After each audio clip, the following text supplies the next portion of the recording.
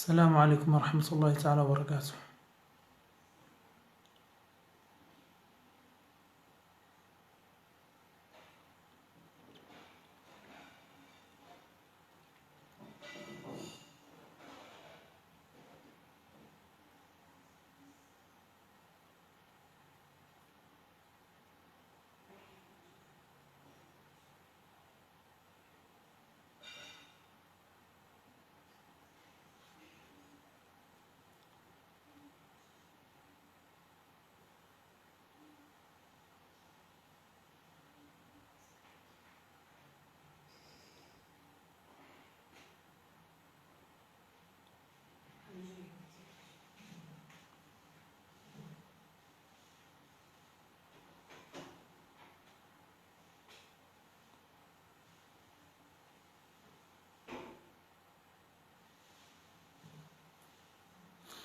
بسم الله الرحمن الرحيم. الحمد لله والصلاة والسلام على Rasulillah. En el nombre de Dios, el clemente, el misericordioso, damos las gracias infinitas a Dios y pedimos paz y bendiciones por el profeta Muhammad sallallahu alaihi wasallam. En primer lugar, les quiero pedir disculpas por la demora de unos minutos. Entonces continuamos con los argumentos sobre que afirman la existencia de Dios. Hemos visto la inclinación natural, el uso de la razón humana, meditando y reflexionando en la creación. Ahora vamos a ver el Corán como argumento de la existencia de Dios. Antes de decir que el Corán es palabra de Dios y de lo que contiene el Corán y también de los milagros del Corán, que no solamente hay milagros científicos como saben algunos, sino los científicos son unos milagros del Corán. Tenemos que entender en primer lugar y conocer un poco, aunque el tiempo no nos permite hablar mucho y precisamente de esta persona quienes recibió el Corán, que fue Muhammad, que en el Islam es un profeta y mensajero. Los musulmanes creen que Dios lo ha enviado como profeta y mensajero a la gente, a la última nación de la humanidad, y es enviado para todos los seres humanos como profeta y mensajero. Tenemos que conocerlo para relacionar su vida, para relacionar su persona con el Corán. Entonces, brevemente les digo que Muhammad nació en la Meca, en una tribu idólatra, donde había adoración de ídolos, estatuas de dioses diferentes, hechos de manos de la gente, de barro, de madera, también de otras materias, y que la gente adoraba, que la gente pedía, que la gente suplicaba, y los tenían alrededor de la Kaaba, que es el cubo negro que ven ahora en la Meca, en la mezquita sagrada, y también tenían dentro de la Kaaba. Pues sí reconocían, esa gente sí reconocía que Dios, el que está arriba, es el creador, es el que desciende la lluvia, es el que domina el mundo, pero los actos de adoración los dedicaban a esos dioses que ellos mismos han hecho con sus manos. Entonces, Muhammad nació en este ambiente donde no había una sola religión, sino había, la mayoría había una religión, digamos, idólatra, que asocia a Dios junto con otros dioses en la adoración, y que adoraban a quienes no merecen.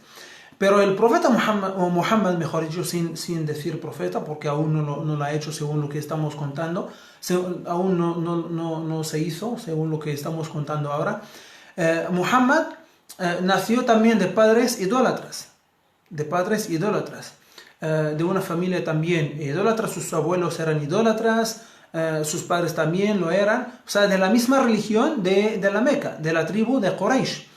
Pero él naturalmente no tenía el gusto, o sea, nunca deseaba o nunca le gustaba acercarse a esos dioses y también hacer lo que la gente hacía con ellos o ante ellos.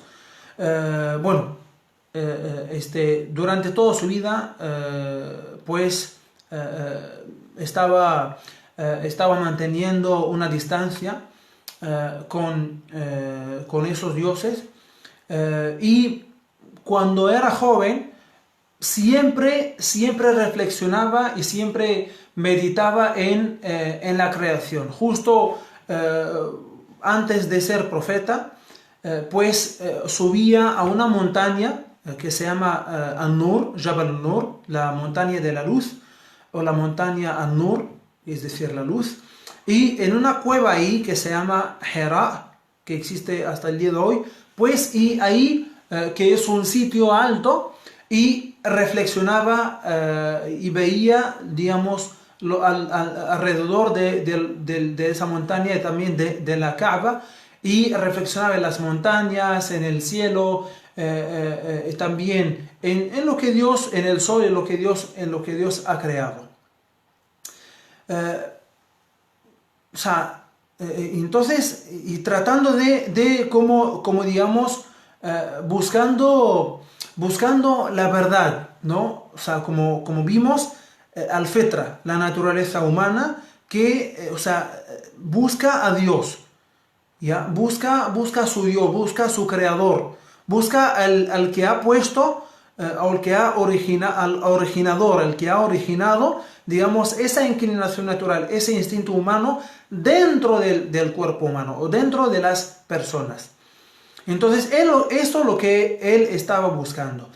Antes de ser profeta, él era conocido como el confiable y tenía buenos modales, tenía buen comportamiento con la gente. También cuando él trabajó como pastor de ganado o de rebaño, y también era fiel y era sincero en el trabajo, no engañaba, no traicionaba a la gente, y era conocido por su buen comportamiento antes de ser profeta. Y, no mentía y no decía, palabras falsas, etc. Y cuando se hizo profeta, ¿no? De hecho, subió a una montaña, pues cuando recibió las primeras palabras del Corán en la cueva de Hira, que fueron lee, cuando el ángel Gabriel, lo abrazó fuertemente y le dijo lee 3 veces, pues el profeta Muhammad sallallahu alaihi wasallam respondía no sé leer. Esas fueron sus 3 respuestas. Pues al final el ángel Gabriel le dijo lee en el nombre de tu Señor, quien ha creado al hombre de un coágulo de sangre, quien ha creado, todas esas cosas, quien creó al hombre de un coágulo de sangre. Iqra bismi rabbika alladhi khalaq, khalaqa al-insana min alaq. ¿Ya?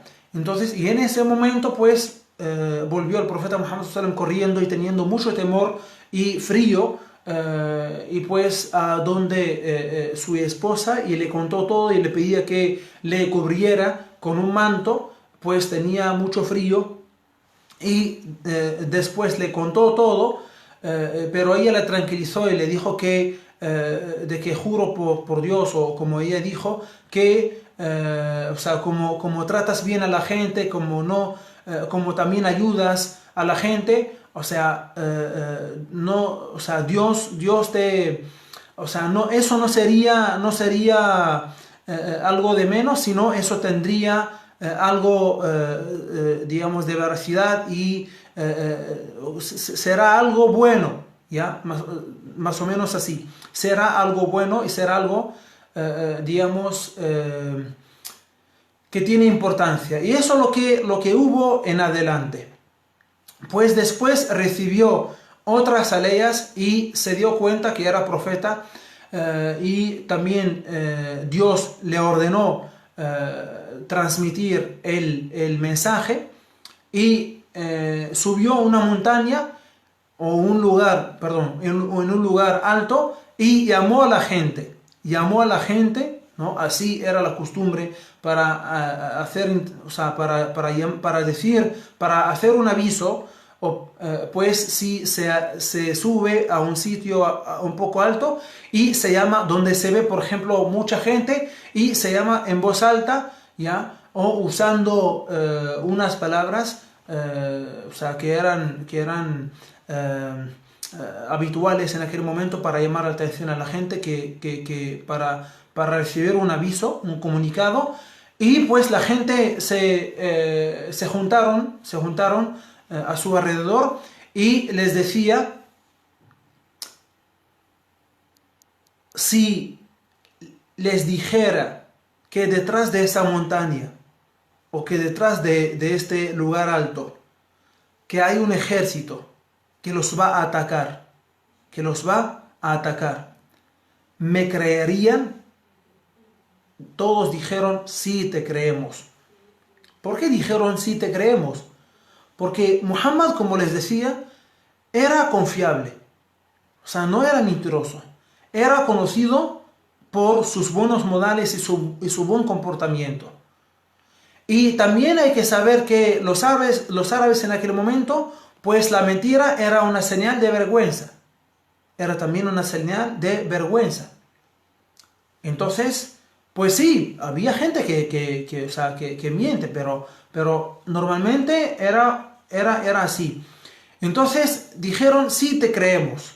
Entonces él dijo: he venido para advertirles de un castigo doloroso en el infierno, o del castigo del infierno, ¿no? O sea, como profeta y mensajero, pues he venido con un mensaje, ¿ya? Y también advirtiéndoles, ¿no? Que el que, por ejemplo, no sigue este mensaje, pues tendrá al final un mal resultado, tendrá al final un castigo. Entonces, en ese momento, algunos lo desmintieron. ¿Por qué? Aquí vamos a saber por qué. Es porque está invitando y está llamando a una religión diferente a la que hay en la Meca.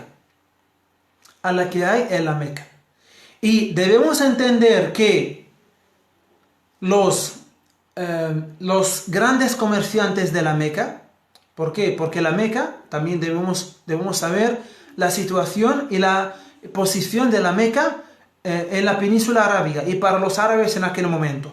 La Meca, como tenía la Kaaba, pues a donde la gente, donde la gente hacía la peregrinación, y venían tribus y clanes de varias partes, ya, de otras zonas lejanas, para hacer la peregrinación cada año. Y en esta ciudad encuentran todo lo que necesitan para como ropa, o sea, cosas que necesitan para su vida, o para su vida diaria. Entonces, pues ahí venían caravanas también de varias partes. Caravanas de varias partes de Siria y también de Yemen. Y pues ahí vendían a los comerciantes de la Meca, los vendían esas mercancías, esa mercadería. Y pues los grandes comerciantes de la Meca pues vendían sus cosas a la gente que viene a hacer la peregrinación. Entonces es por eso algunos de ellos lo desmintieron al profeta Muhammad sallallahu alaihi wasallam. Y ahí comenzó el ataque contra el Islam y los musulmanes. El ataque contra el Islam y los musulmanes no es algo nuevo que vemos hoy en la prensa, o en los medios de comunicación, o digamos en la política, o con guerras también y con conflictos. No, eso no es nuevo, eso es antiguo. Desde la aparición principal del Islam, ¿ya? En la Meca. ¿Ya? ¿Por qué? Porque el Islam, desde aquel entonces hasta el día de hoy, pues no permite la injusticia, no permite también aprovechar a las personas, ¿ya? Y ganar, digamos, aprovechar a las personas para ganar plata gracias a su esfuerzo, gracias al trabajo que hacen, ¿no? Por otras personas, porque el Islam, digamos, mantiene los valores, mantiene los buenos modales, y pues esa gente no quiere que la gente y que los pueblos y que las naciones estén en problemas sociales, o sea, en divorcio, en homosexualidad, por ejemplo, o sea, que hasta quieren cambiar la naturaleza humana, ¿ya? Y hay muchos motivos que este no es nuestro tema, ¿ya? Por el cual o por los cuales el Islam es atacado. El Islam y los musulmanes, y sobre todo el Islam, es atacado por gente de este tipo. Por gente de este tipo que quiere seguir aprovechando a los pueblos, que quiere ganar de recursos de países pobres y de países que no tienen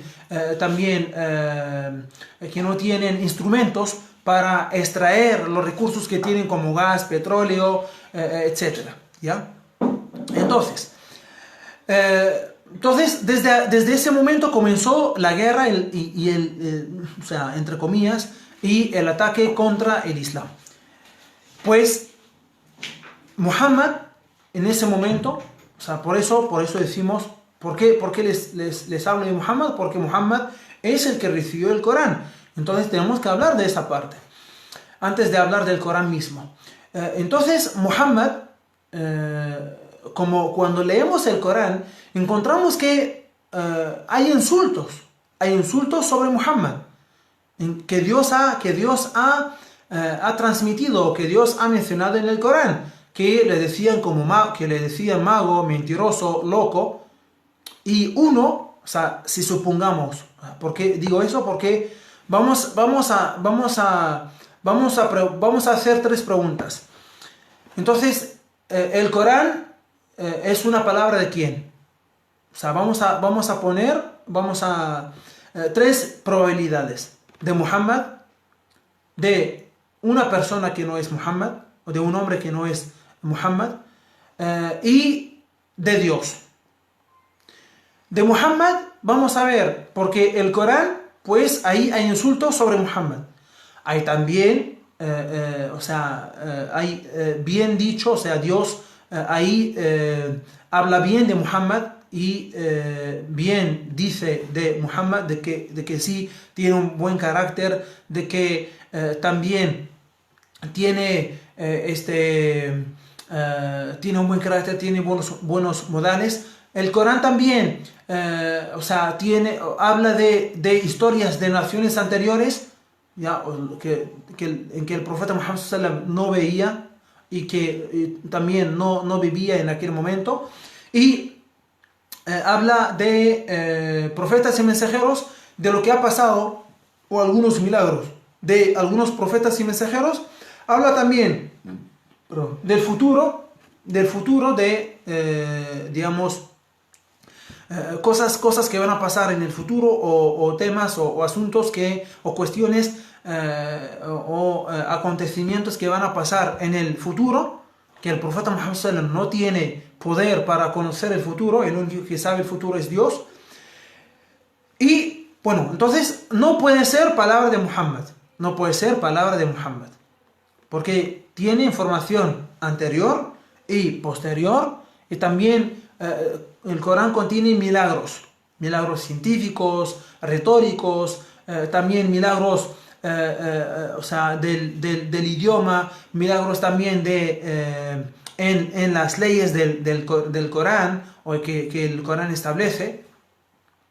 Y no puede ser de una persona que no es Muhammad. ¿Por qué? Porque todos, o sea, hasta los árabes no musulmanes sabían que Muhammad era el que recibía, bueno, o sea, ellos sabían, o sea, como ellos decían, como Muhammad que pretendía recibir el Corán.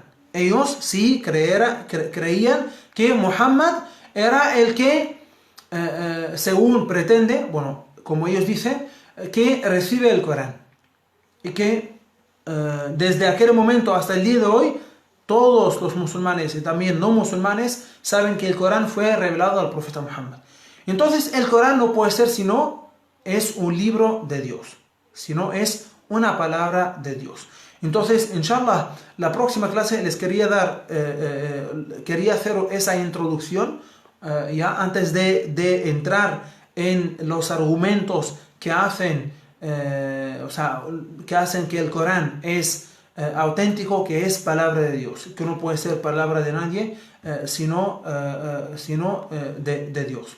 Entonces, y la próxima, inshallah, veremos los argumentos con detalle del Corán y lo que lo hace auténtico, lo que lo hace palabra de Dios con su permiso. Entonces pedimos a Allah subhanahu wa ta'ala que nos bendiga ese conocimiento y estas enseñanzas y estas clases, que nos recompense por asistir y por escuchar y por aprender más sobre el Islam, y que nos beneficie con ese conocimiento. Amén. Alhamdulillahi Rabbil Alamin. Wassalamu alaikum wa rahmatullahi ta'ala wa barakatuh.